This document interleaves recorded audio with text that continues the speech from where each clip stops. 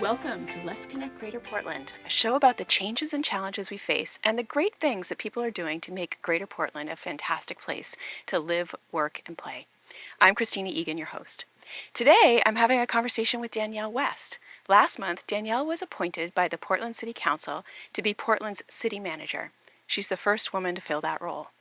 She has deep experience in Portland, having served the city for 15 years as the interim manager after John Jennings left, and also before that as corporation counsel, the chief lawyer for the city.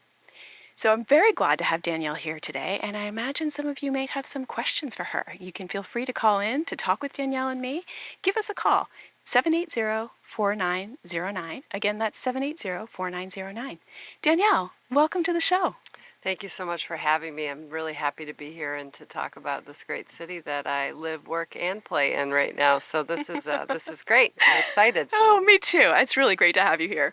You and I get to work together a lot on a lot of different issues, and recently we were able to get to know each other a little bit, and I'd love for the folks that are listening to get to know you also. Tell me a little bit about where you're from, what kind of experience you have, and what you love to do. Well, I'm actually from a small town in western New York, out in the Finger Lakes region, Livonia, New York, and I like to give it a little shout out every now and then, about 30 miles south of Rochester. And it was, a place where gave me a very great sense of service, public service. A lot of my family members were involved in local government. Really saw that growing up and saw that the benefits of giving back to the community in which you live and how great that is, and to really see how you can do that and how you can have a great connection to where you live and where you work. And I took that with me and went on to college in New York at a SUNY school, and then went on to law school here in Maine. And that's how I ended up here about 23 years ago. And the things I love to do here are far and wide. I love to be outside. And that's one of the great things about Portland, is that you can be outside and also enjoy the aspects of a city. And I think that's one of the greatest things I like about being here. I surf, I run, I hike, I ski, so I love doing all of those things, and I have access to all of those things and still live in a city. So it's a great balance for me, and allows me to be able to do this really, really challenging position that I'm currently in, but also have a life and have some real good respite outside of the work day. Makes so much sense. I mean, Portland is known as being a more accessible city than other places. And when you think about accessibility, it is about the open spaces, but also you can go to an awesome restaurant right on the waterfront. I mean, it's got so many things going for it. And I think it's always in some top 10 list every year. It is, and that's wonderful. I think the accolades that it gets are well deserved. A lot of wonderful restaurants. I love the restaurant scene. That's another great thing that I love about living here. I love food, and so me too.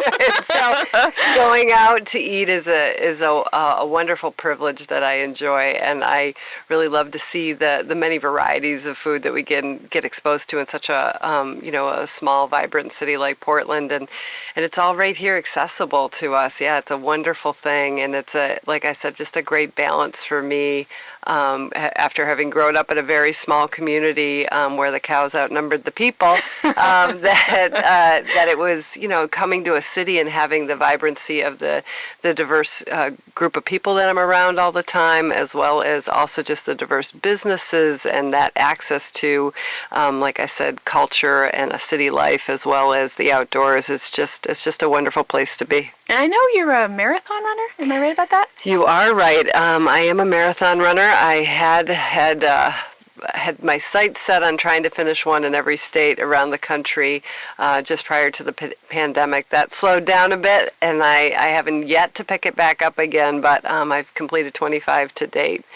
And I'd like to continue to do that. You got 25 to go. Is that the 25 to go, and I keep now. I'm potentially amending my rules and maybe looking at doing a 5K or something a little bit less than a marathon because it's pretty tough on my body. So it requires a lot of training. Yeah, flexibility is the name of the game in my job and in life. Yeah, it's a lot to balance, And are there certain places that you just love to run in the Portland area? Yes, I love the Back Cove, and I love being along the water. It's just wonderful. But I also love just, going off into a neighborhood that maybe I haven't been in. I see a lot of the city. In fact, my staff, I'll notice things in the city and I'll indicate to whatever staff member, hey, I saw this out there. Why is that like this? And can we fix that or address this issue?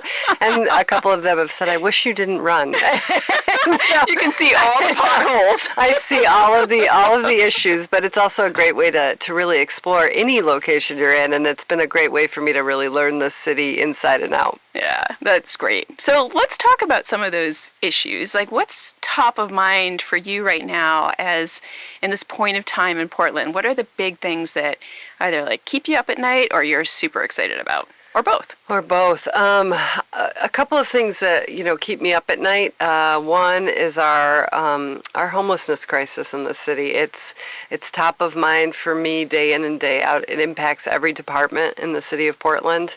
I know it impacts the residents of the city of Portland, and obviously it impacts the unhoused individuals themselves. And so it's just a very complicated issue that involves many levels of government and has no easy solution right now. And so it's something that's just really always on my mind. And trying to find ways in which to make sure that I can try to address it for all of those groups that I just mentioned, I think that's the most difficult thing, and also the thing that keeps me up all night. And I would say, some of the other things that are another sort of challenge for the city right now is the workforce itself, is the recruitment and retention of employees. We have had a significant amount of turnover since the pandemic. A lot of that due to retirements and other things.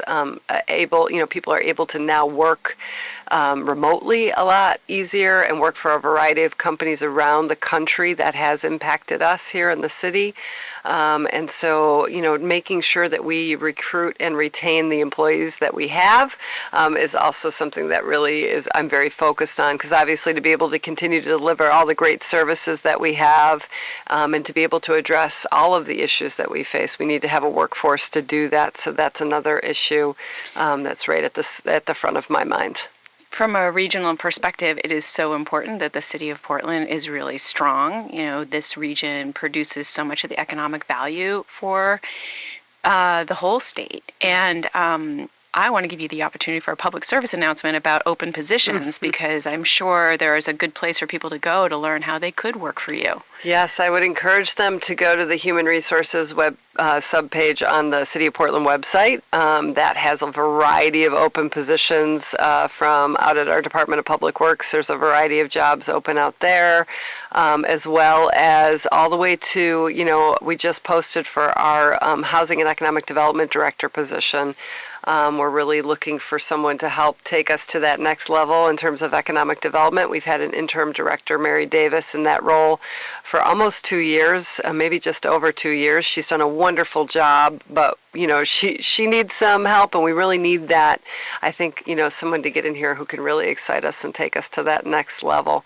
So, and then we have a variety of jobs, anywhere in between that, all throughout City Hall, as well as to the Barron Center, our long-term care facility. There's a variety of positions that are open there, as well as our police department. We have a variety of positions open in that department too. So I would encourage everyone who has any sort of skill set in any of those areas to take a look at the city website and to really look at a career in municipal government, because it's really rewarding and it's a great position. I've found I've been in it for the last 15 years here in Portland, but almost 20 plus years across the state of Maine. So it's a great job and a great way to make a living every day. The city, we at GPCOG just love working with the city, and we love working with your staff. It's a talented, committed group of people. You're listening to Let's Connect Greater Portland, a show about the issues we face in Greater Portland and the movers and shakers leading the way. I'm talking with one of them today, Danielle West, the new city manager of Portland. And if you have a question for her and want to join the conversation, please call in at 780-4909. Again, that's 780-4909. Danielle, I want to go back to the unhoused crisis for a moment. We know that we've had your Health and Human Services Director on the show before, along with Mufalo Chittum, who works with the Maine Immigrant Rights Coalition, to talk specifically about asylum seekers. We have a lot of asylum seekers that have been arriving here since really 2019, and they are housed in a lot of different places right now.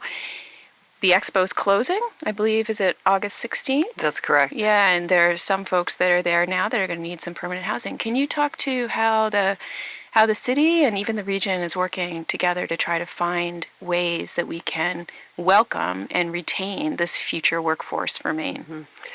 As I mentioned before, this issue definitely connects to that unhoused issue I was talking about before. We think about this almost every day across all different departments, but specifically my Health and Human Services Director, Kristina Egan, and I talk about it a lot. We do have about 270 people at the Expo, which will be closing August 16th, and we are working diligently, especially over these next 6 weeks, to try to find housing for all of them.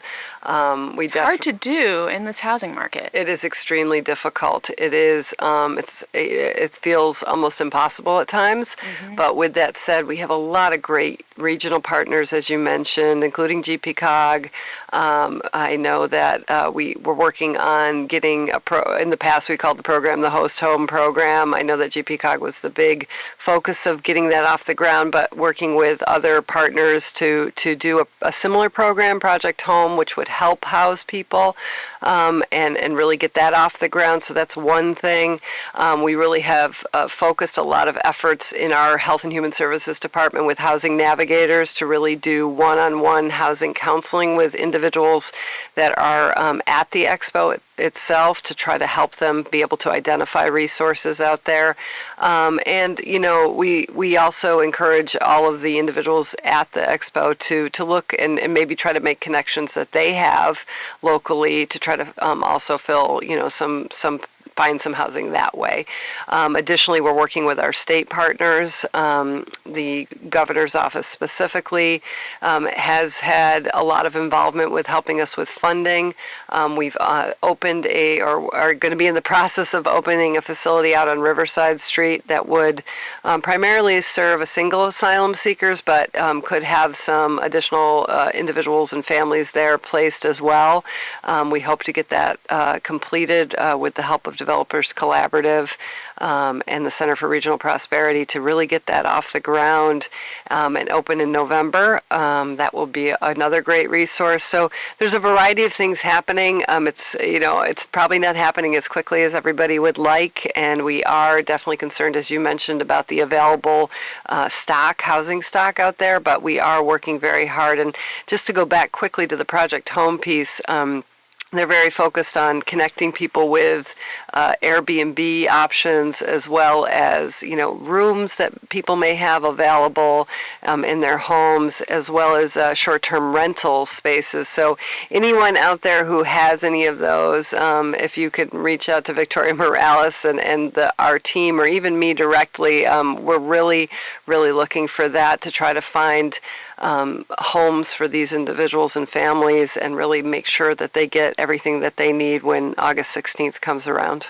Sounds like there's a strategy here in place between your housing navigators who are constantly working to try to find housing in a very tight market, and a short-term solution for when people need to be out of the Expo, and then a medium term for the shelter out on Riverside.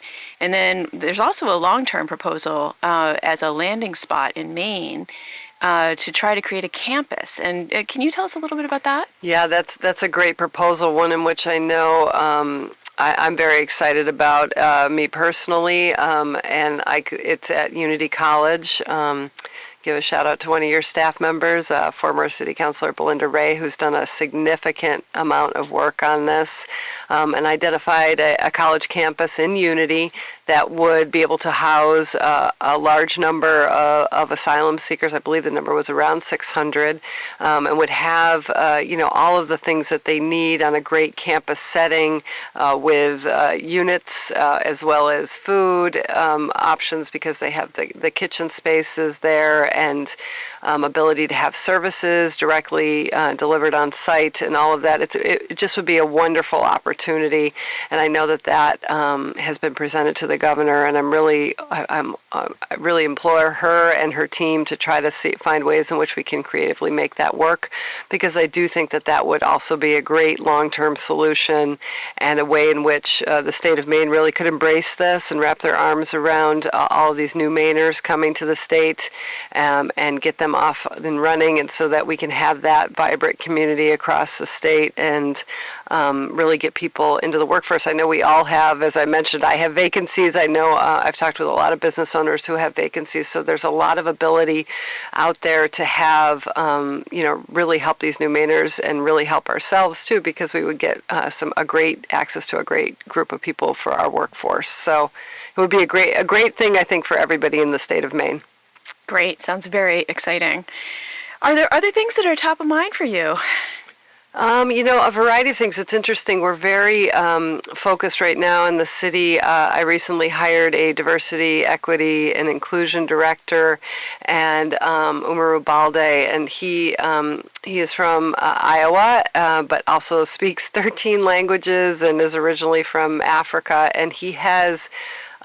He's really got a huge task ahead of him, which is to develop this brand new office in the city, as well as help us look at what the Racial Equity Steering Committee put together, a report that they put together, and make sure that the city can address what was identified in that report and find ways in which to do that, so that we can move forward. And that's really exciting, and it's great to have him on board, and his energy and his experience, and 13 languages. And his 13 languages. It's just mind-blowing. It is mind-blowing, and he brings a whole new perspective, and so it's just great to see and listen and hear from him, and learn from him, and I just am really excited about where that's headed. Obviously, it's brand new, and it's going to take us a while to get there, but we're really working hard. We have sort of a 30, 60, 90-day plan for him to really get this off the ground, and then I know the council's very excited about it as well, because this is a very significant focus of theirs. When I look at their goals, looking at all of the work that we do in the city through a racial equity lens was number one for them. So everything that we do, I mean, obviously they're very focused on housing and on the climate change, and on a variety of other topics, and balanced budgets and so on, but making sure we do it all through that equity lens was very important. So I think this will help with that, and I'm really excited about all the work that he will do, and all the great things he'll bring to the city. So excited to meet him. And Westbrook has also just hired a diversity, equity, inclusion lead. And my team was talking yesterday about maybe convening folks across the region, because I know many municipalities are thinking about how they can really operationalize equity and make sure everybody has truly an equal opportunity. And we can really change things in the region for the people of color, for people that are queer, for all kinds of different people.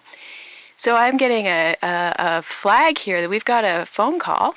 So I would love to hear who's on the line. Hi, good afternoon. Hello. Hi, my name is Paul. I'm calling from Portland, and I'd like to congratulate our new city manager for officially taking the helm. And just want to say, before I launch into my question, my heart really goes out to you and the challenges that you're facing with the unhoused. We all see that, and we know how challenging that is for you. So I just want to acknowledge that. My question is about the city park system, and as you're well aware, we have a system in place to fund our parks through the CIP budget.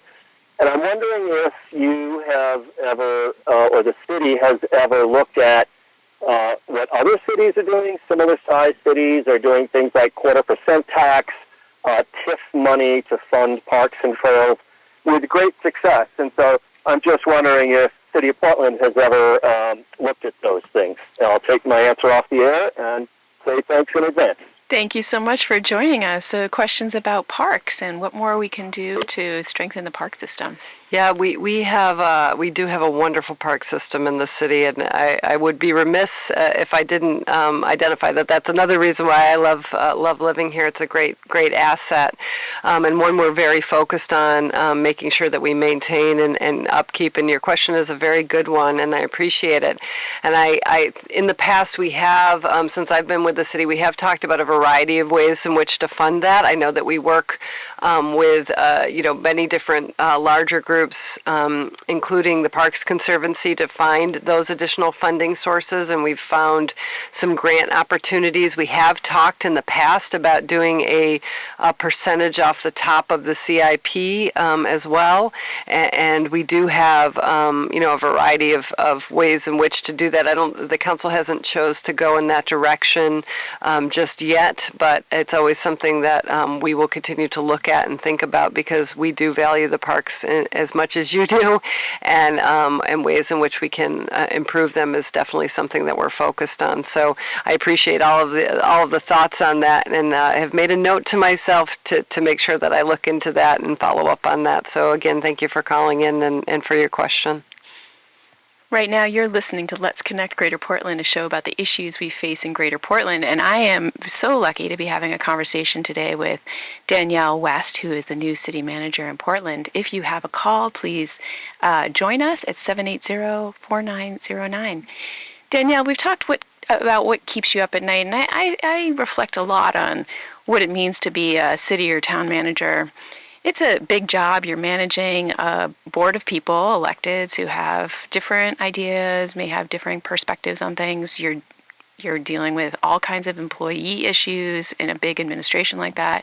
You have to work with stakeholders inside the city, outside the city. You need to maintain great regional relationships with your neighboring municipalities as well as with the state and the feds. Why would you want this job? As you were describing it, I was like, wow, you're right. That is a lot. I've thought a lot about that, and there's two things that come to my mind. One has to do with what we talked about at the beginning, which is that I love this city. Mm-hmm. I have lived here longer than I've lived anywhere else in my life, and over, like I mentioned, over 23 years. And this is my home. I have two kids. They're both in the Portland Public School System. We're very connected to the region and to the area and to the city itself. And I want to make it a better place. And I really want to make it a great place for my kids as well as for everybody else who lives here. So that's the first reason why I want it. I want to continue to do that work. The second thing that comes to my mind is I love a challenge. You must. If we're going to have this job, you have to love a challenge. I love a challenge, and I'm a problem solver, and so I, even as a lawyer, that's always been the way that my brain has been focused, and I actually have had many mentors in my life who have helped really help me focus in that way and be able to do that. So I want to continue to hone those skills and bring them to this position.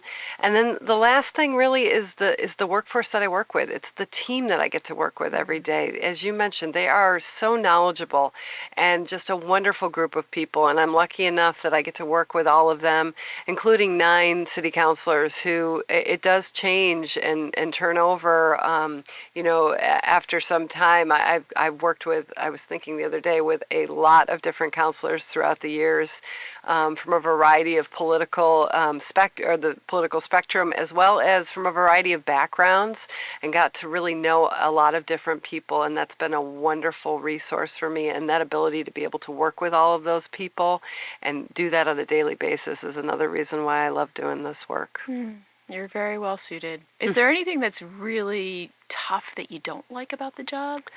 I think the hardest part is that I can't make everybody happy. So that means, some of these issues are just so difficult, and they don't, I think I used to have a mentor lawyer friend who would always say, if you go into a negotiation or any sort of settlement discussion, everybody should come out unhappy, because that means you've landed at a good result where not everybody got everything they wanted. Everybody got a little bit. And I know that that's the case with most issues that we deal with. That involves compromise, that involves everybody not getting everything that they need. And that's really tough. And I know that that's really tough. And I know that's really hard for the residents, as well as the businesses, as well as all of the other visitors, and as you know, some of the other populations that we have within the city, including the unhoused. I'm never going to be able to meet all of those needs, and some of these problems also have taken us a while to get here, and so to be able to peel them back and really be able to address them and solve them may take some time. It actually may take longer than I am in this position, and that's another piece that I struggle with, because I do like to be able to find the solutions and solve the problems. But I'm coming to grips with that's just the way that this work is, and I will continue to work hard and try to address the issues no matter what, in spite of that, and really try to deliver it. But I just want everyone to recognize that that is a difficulty, one that I recognize and struggle with, but I will continue to do the best job I can. I just want to recognize also that local communities are really on the front lines of those really big problems that have been decades in the making, whether it's something like the housing shortage we have right now, or climate change and extreme weather, or the unhoused population. I mean, there are so many things that have gone into creating those crises, and yet they land right on the front step of city and town hall. And it's a tough thing to be expected, and I don't think it's fair of the public to expect cities and towns to solve all of that. And it's going to take many layers of government, many groups working like hand in hand, lockstep, to kind of address these things. Yeah, that's an interesting piece about local government. Yeah, it's that it is, what do they say? All politics is local. I mean, these are the people that you know and you see every day that are also doing the work of the city council, which is a very difficult job, as well as city staff, which is also a very difficult job, trying to be able to deliver all of those services and meet all of these needs. And they're the ones you know, so you can go up to them and say, hey, you know what, I don't like that, and you need to fix it. And by the way, I also, I pay you taxes, so please make sure you fix it, because I'm giving you my money to do so. And we recognize that, and we really take that, to heart, and try to do the best that we can to address all of those needs. But recognizing that, as you said, a lot of these things require state and federal help, as well as regional help. And that just is the way it is. So we continue to try to work with all of those partners as well to solve all of these problems and issues that we face. So I'm about to give you a magic wand for that state and federal help. What would you ask that the state provides and or the feds provide that could really strengthen the city of Portland and its role in Maine? It's a really interesting. And it has to be in like a minute or less. I know.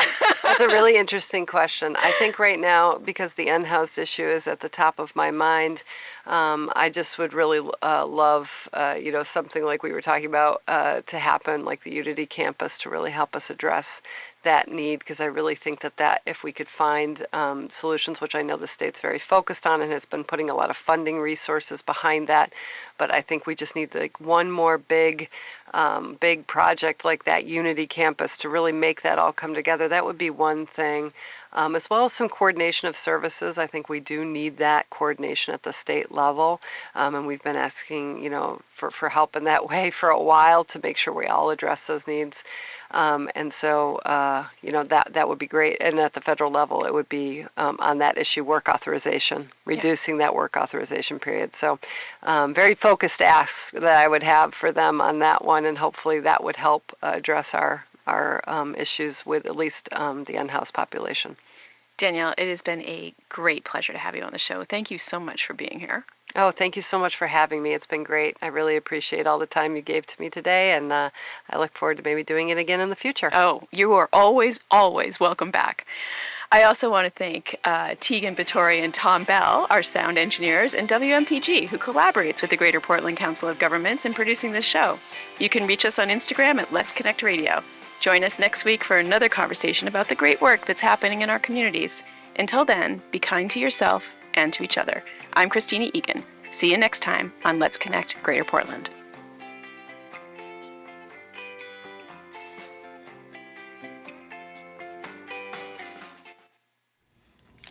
You are fantastic. Thank you. You are always welcome back. I'd love to have you on any topic. So thank you so much for making the time. I know today was crazy for you.